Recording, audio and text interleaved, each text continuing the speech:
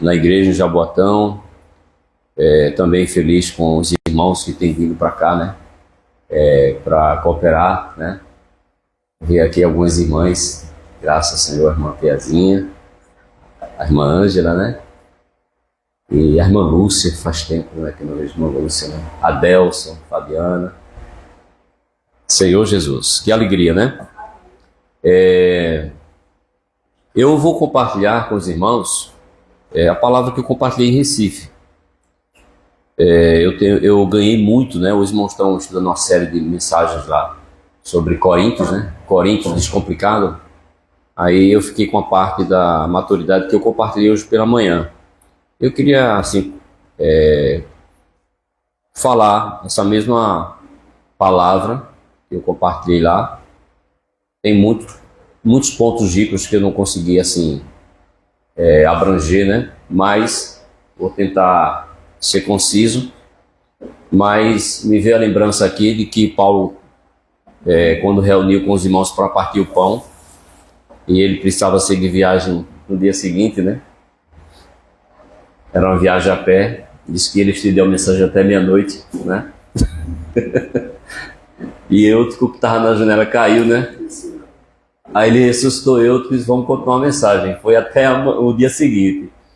Ele não dormiu durante a noite. E seguiu viagem a pé. Ele não quis ir de navio. Os outros foram de navios. E ele foi com outras pessoas a pé para se encontrar com os irmãos lá depois. Aí eu estava falando com o Tairone, né? Você imagina como era a vida de Paulo, né? Não tinha descanso, não. Sem falar dos perigos que ele passava, né?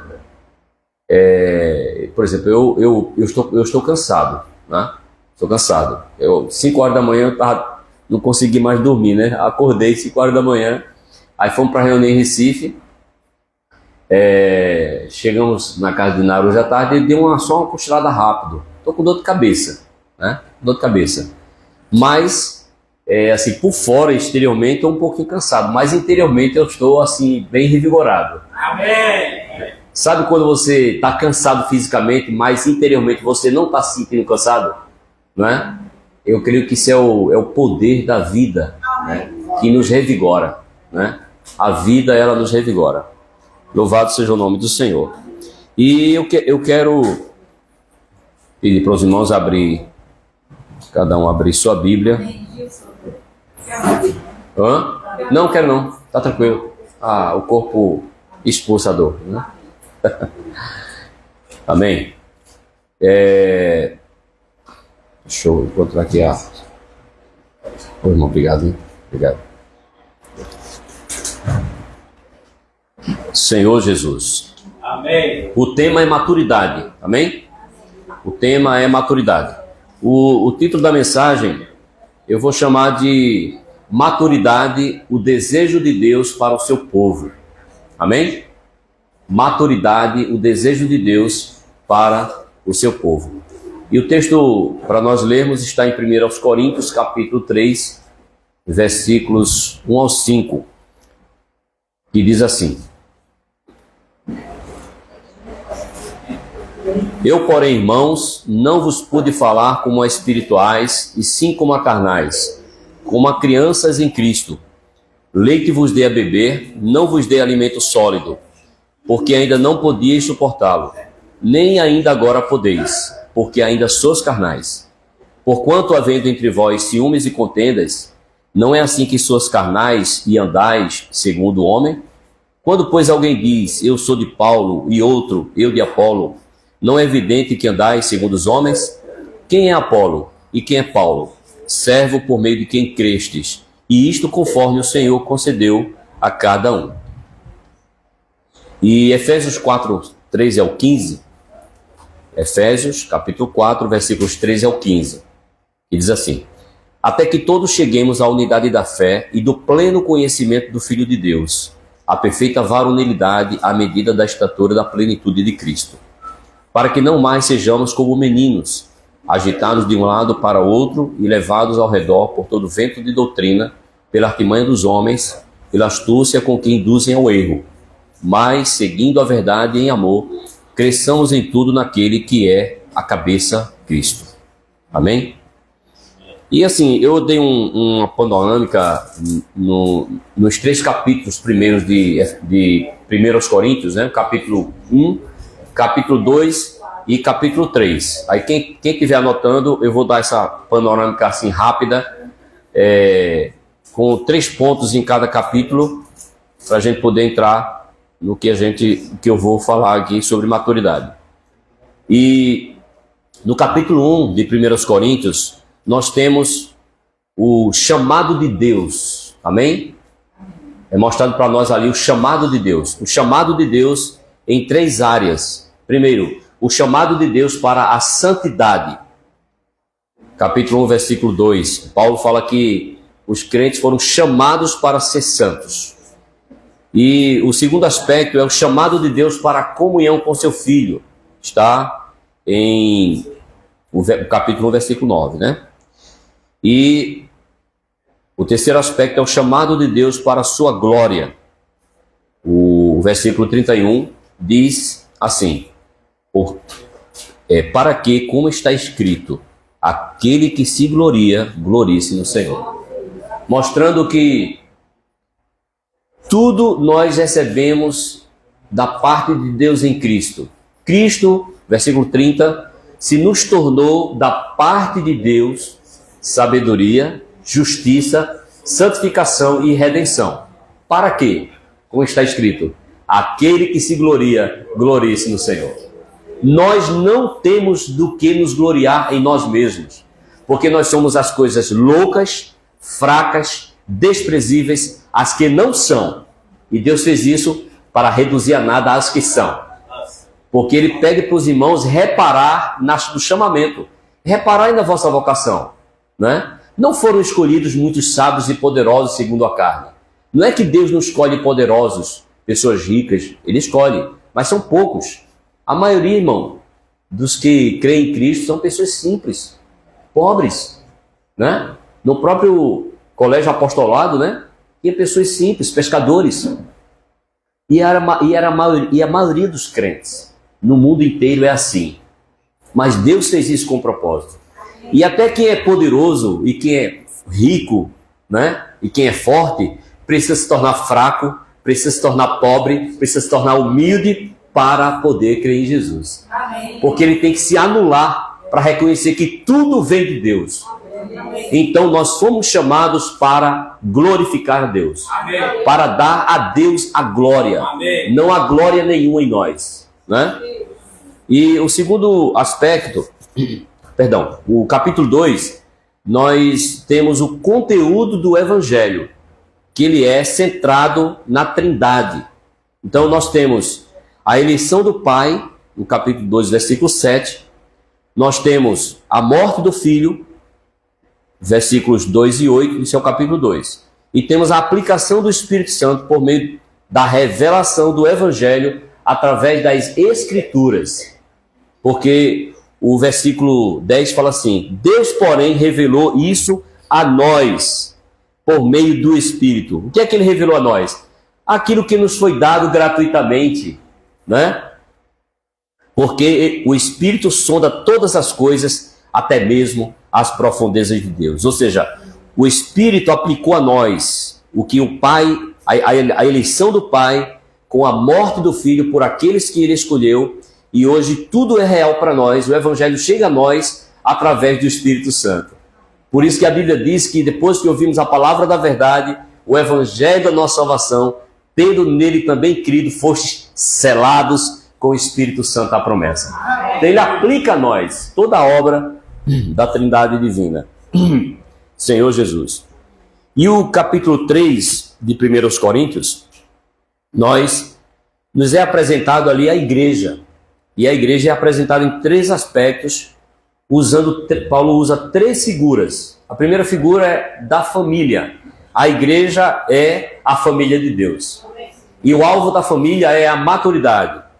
E o segundo aspecto é a igreja é um campo, é uma lavoura. E esse aspecto aqui, ele fala da quantidade ou do crescimento. Porque você sabe que você sabe quantas sementes tem dentro de uma maçã, né? Você não sabe quantas maçãs tem dentro de uma semente. Então, essa questão de lavoura fala de quantidade, que Deus também ele quer aumentar, também em número, em vida e em número, né? Senhor Jesus. E finalmente nós temos a igreja como templo, porque Paulo fala que nós somos edifício de Deus.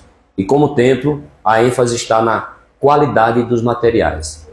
Por isso que ele diz que aquele que destruiu o santuário de Deus, Deus o destruirá. E como nós destruímos o santuário de Deus? Nós destruímos o santuário de Deus com materiais de baixo valor, materiais que têm abundância na natureza, né? Que está na superfície e todo mundo vê. É muito volumoso, madeira, ferro e palha. Isso fala, irmão, também do ensino. Que o ensino na igreja, ele precisa ser um ensino de qualidade. Material precioso. É ouro, prata e pedras preciosas. Porque assim, o homem carnal, ele vai usar subterfúgios, ele vai usar filosofias, ele vai usar argumentações que deturpam as escrituras. Por isso que o Paulo ele faz um alerta, né? Ele fala assim, que para que não sejamos como meninos, agitados de um lado para o outro. Eu já vivi assim, irmãos, agitado de um lado para o outro, procurando movimento ali, movimento aqui, né?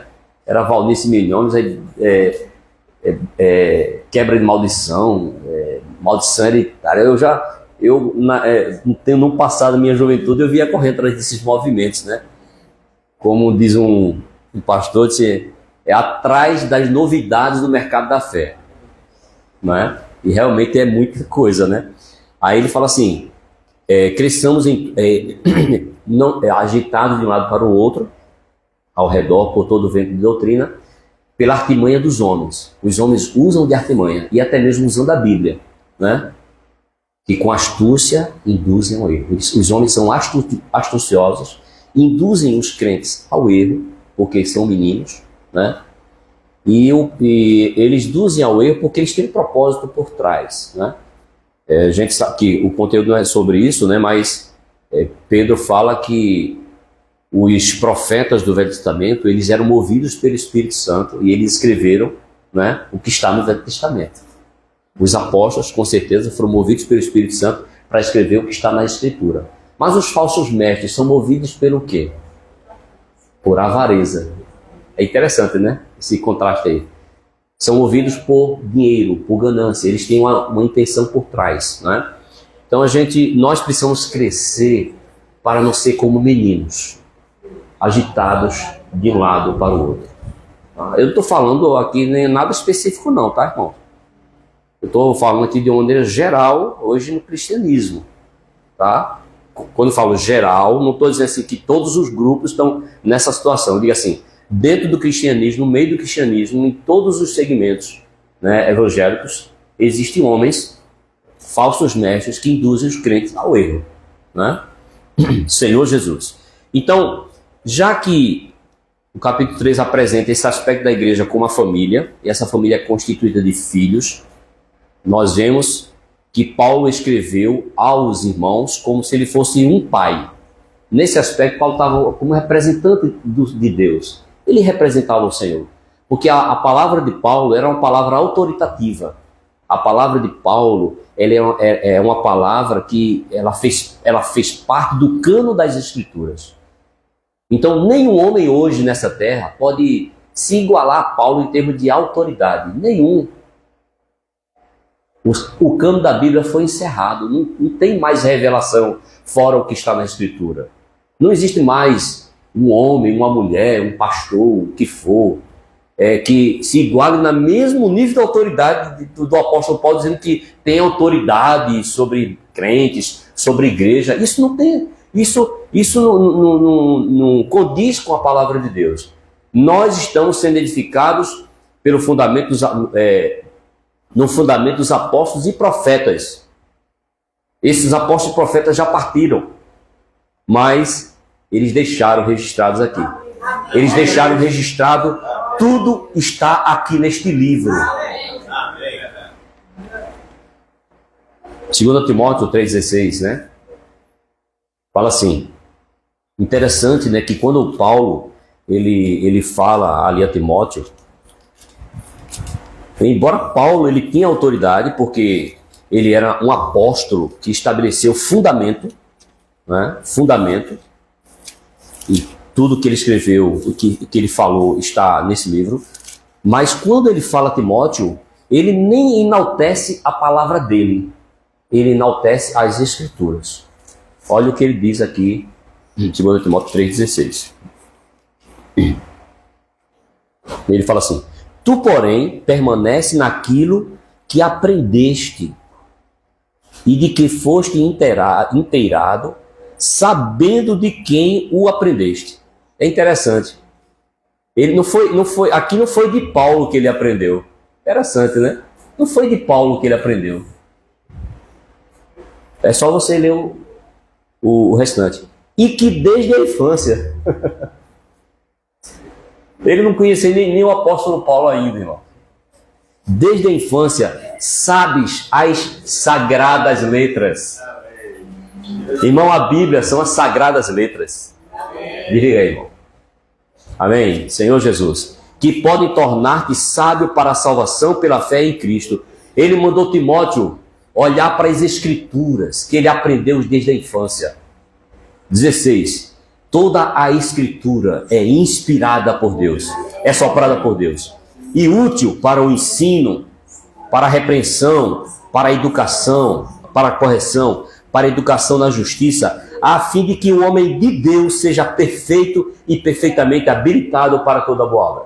Irmãos e irmãs, as Escrituras, elas são suficientes para, aleluia, para nos ensinar, para nos repreender, para nos corrigir, para nos educar, para nos tornar maduros e ainda aperfeiçoados para toda boa obra.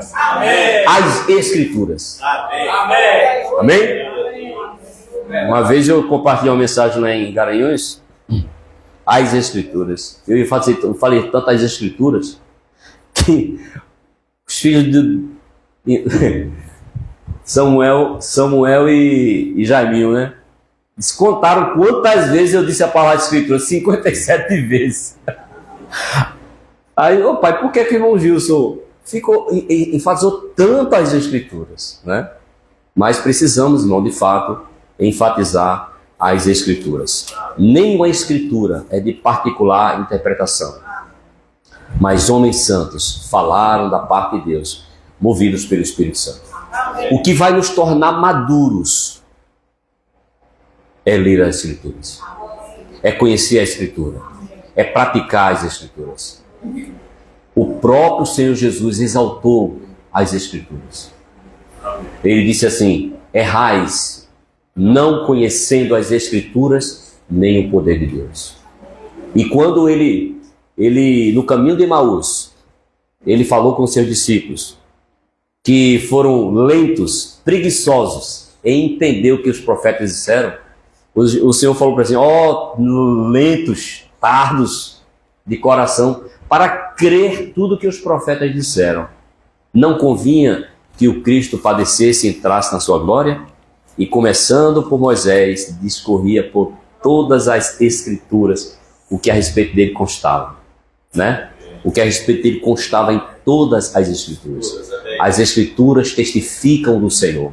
O alvo da Escritura não é um movimento. O alvo da Escritura não é uma obra meramente. O alvo das Escrituras é apontar para a gloriosa pessoa do Senhor Jesus. Né? Para o Cristo glorioso. Nós precisamos conhecer mais a Cristo. Cada dia nós precisamos conhecer Cristo, contemplar Cristo, orar a Cristo, clamar a Cristo.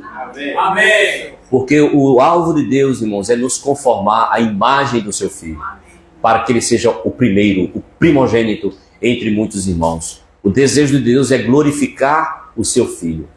Mas muitas vezes nós invertemos a ordem. Irmão, o desejo de Deus é nos glorificar. Não, o desejo de Deus não é nos glorificar. Ele vai nos glorificar, mas com o propósito de enaltecer o seu Filho. Irmão, o desejo de Deus é que nós reinemos. Não, irmão. O reino é de Cristo. Não é eu quero reinar, não, irmão. O reino é de Cristo. A glória é de Cristo.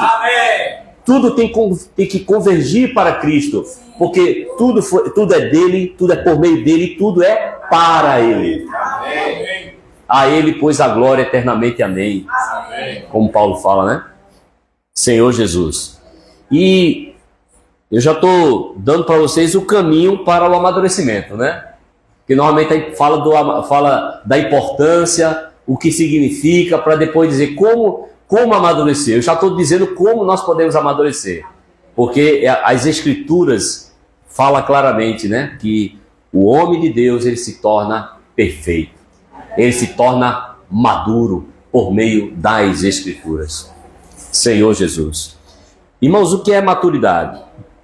Maturidade é um conhecimento maduro de Deus e um relacionamento profundo com Deus. Vamos citar? Vamos falar? Maturidade é ter um conhecimento maduro de Deus e um relacionamento profundo com Deus. Irmãos, e isso é pessoal. Obviamente que vai refletir na coletividade. Imagina, né? A reunião de irmãos que tem um relacionamento profundo com Deus. Que reunião, hein? Senhor Jesus. E esse relacionamento, irmãos, com Deus, ele acontece através da nossa comunhão pessoal. Na oração. Precisamos orar. Tem um salmo que diz: de manhã, Senhor, ouves minha voz. De manhã apresento minha oração e fico esperando. O que é que você faz quando você acorda pela manhã? Você já pula da cama para fazer as coisas, para se preocupar com as atividades do dia a dia? Irmãos, a primeira coisa que nós temos que fazer de manhã é ter comunhão com o Senhor. Isso é tão básico, né? Tão elementar, né? Quem é que não sabe disso? Mas pergunto, você pratica? Temos praticado isso constantemente, diariamente, né? Mortimer, ele diz que nós precisamos decidir entre o nosso amor pela cama e o nosso amor pelo Senhor. E muitas vezes nós amamos mais a cama, sabemos que podemos acordar mais cedo para ter comunhão, porque se a gente acordar um pouco mais tarde, a gente tem as atividades, aí você termina acordando rápido, tomando aquele café rápido, para acordar para as suas atividades e acaba não tendo o seu momento de comunhão. Nós precisamos ter um momento de comunhão com o Senhor. Por isso que ele fala: de manhã, Senhor, ouves minha voz. Ele parou para orar, ele parou para ter comunhão. É claro que nós podemos ter comunhão, diga assim, enquanto nós trabalhamos, enquanto nós fazemos as atividades, todo o tempo, né? Mas é importante ter um tempo de qualidade com o Senhor, só você e o Senhor. O que Jesus disse, né? Quando orardes, não seja como os hipócritas, né? Mas entra no teu quarto e fechada a porta, orarás a teu Pai que vê em secreto. E teu Pai que vê, ele tem que nos ver em secreto e recompensará. Oração é uma prática secreta, mas que tem recompensa pública, né? Os fariseus era o contrário, eles faziam a prática pública para ter a recompensa pública, né?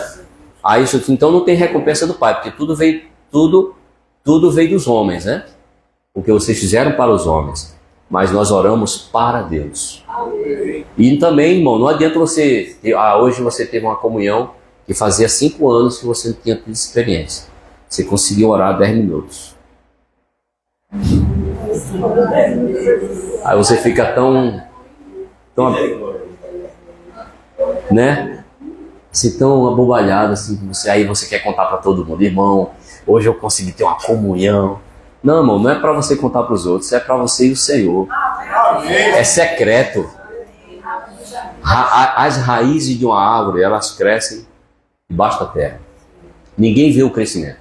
Crescimento é algo que ninguém vê, só Deus vê, né? Então, nós precisamos ter uma vida de comunhão, uma vida de oração, uma vida de leitura. E tudo isso exige diligência. Né? 2 Pedro, o capítulo 1,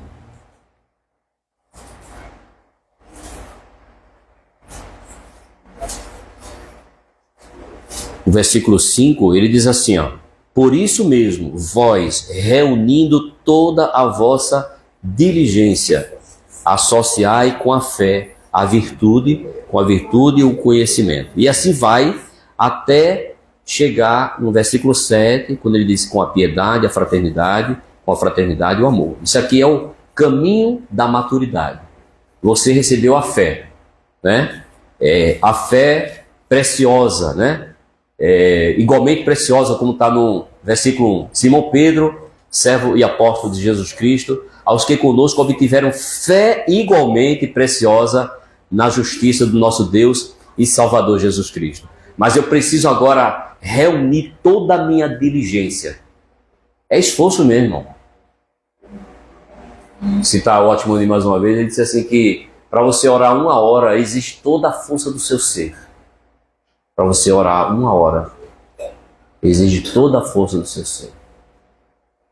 Imagine, irmão, se nós, né, não é questão assim só de tempo, né, mas de qualidade. A gente conseguir orar todos os dias, pelo menos 1 hora diante do Senhor. Hein, Marcos? Se você não poder velar comigo nem 1 hora, né, é o mínimo, né? Ele disse que é o mínimo, né? A gente sabe na história que os homens que foram usados por Deus eram homens que gastavam muito tempo em oração. Irmão, eu vou dizer assim, ler a Bíblia não é tão difícil não, meu irmão. Eu sei que tem irmãos ainda que encontram dificuldades em ler a Bíblia regularmente. Mas ler a Bíblia não é tão difícil. Ler livros espirituais não é tão difícil. Mas orar, meu Deus, ter vida de oração não é tão fácil. Exige toda a força do nosso ser. Precisamos nos esforçar. A Bíblia fala muito sobre esforçai-vos, desenvolver a vossa salvação, né? A Bíblia tem muitos versículos sobre isso. Mas a Bíblia diz que não é pela força, que eu não tenho que usar a minha força. Nós temos que entender que existe, nós temos que ter o equilíbrio da graça e a responsabilidade. A graça é o que Deus faz operando, mas a responsabilidade é a minha resposta ao operar de Deus, realizando algo baseado no poder dele que está operando em mim. Por isso que o Paulo fala, né, acho que em Filipenses, ele diz assim: é ele que efetua em vós tanto querer como realizar segundo a sua boa vontade. Mas aí depois ele diz: desenvolvei a vossa salvação com temor e tremor. Paulo disse: posso todas as coisas em união com aquele que me fortalece. Então Paulo fazia coisas, mas ele fazia tudo em união com Cristo. Amém. Jesus disse: sem mim nada podeis fazer. Então, para ter vida de oração, vida de devoção, vida de comunhão, eu preciso do Senhor. Eu preciso da força do Senhor. Eu preciso do poder do Senhor operando dentro de mim. Senhor Jesus. Esse assunto, irmão, de maturidade do Novo Testamento, ele ocupa praticamente 90% de todo o Novo Testamento. Acredita esse assunto de maturidade? Então vale a pena a gente ler sobre esse assunto, estudar sobre esse assunto, fazer anotações sobre esse assunto. Porque o objetivo dominante do Senhor para o seu povo é o crescimento completo. Amém? Amém. À medida da estatura da plenitude de Cristo. Amém. Cristo é o padrão. Cristo é a medida. Cristo é o modelo. Paulo, ele se esforçava, ele tinha uma ânsia, ele tinha dentro dele um fogo ardente no coração por maturidade espiritual. Ele orava, ele se empenhava, ele se esforçava, ele se afadigava e ele sofria dores de parto. Irmão, se Paulo fazia tudo isso, o que nós estamos fazendo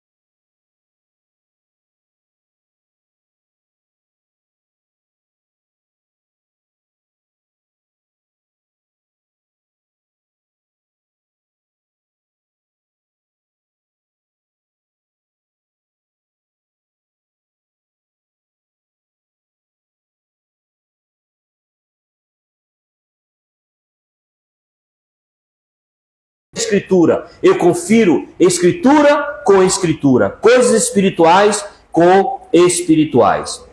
14. Ora, o homem natural não aceita as coisas do Espírito de Deus, porque eles são loucura. O homem natural, irmão, é o homem não salvo, é o homem não regenerado.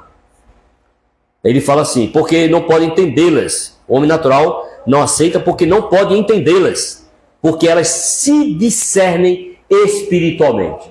Então, o homem, olha o homem espiritual, versículo 15. Porém, o homem espiritual julga, essa palavra discernimento, discerne todas as coisas, mas ele mesmo não é julgado, ou seja, não é discernido, não é julgado no sentido de criticar.